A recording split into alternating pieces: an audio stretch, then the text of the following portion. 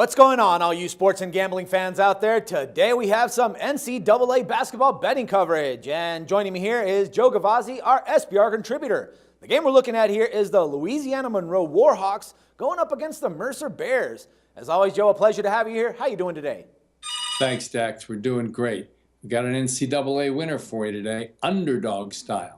All right, good stuff, man. Now let's start looking at the Warhawks. Now they're coming into this game after getting a 71-67 win against the Eastern Michigan Eagles this past Wednesday.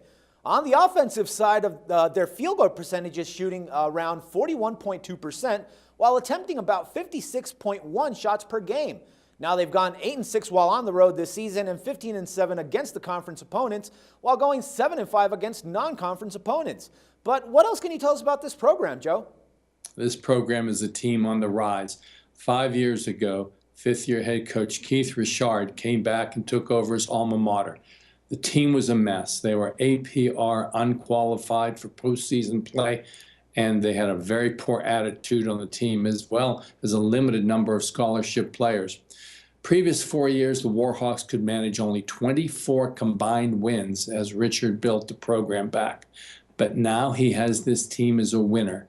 This is a team who qualified as a defensive dandy for us early in the year and has maintained that status right straight through. Just to remind you, defensive dandies are teams who allow 60 or less points per game, 40% or less from the field, 33 or less from behind the arc, and also must have a positive rebound margin and positives in the assist-to-turnover ratio and turnover margin. Louisiana Monroe has qualified under all of those since early January, making them a solid play-on team. Now, as is typical of this team, they have played their best ball on the road. In fact, they're 8-1 against the spread as a road underdog this year. That a continuation of the fact that with Richard as head coach of a program, his teams on a sample size of nearly 140 games are a 62% road dog winner. Warhawks, a veteran team now, a solid spot in this road dog role.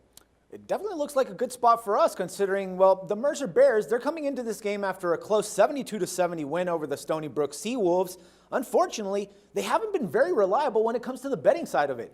Now, they've only covered once in their last 10 games. So, I mean, besides that, what else can you tell us about Mercer here, Joe? Well, this is a program that's rebuilding.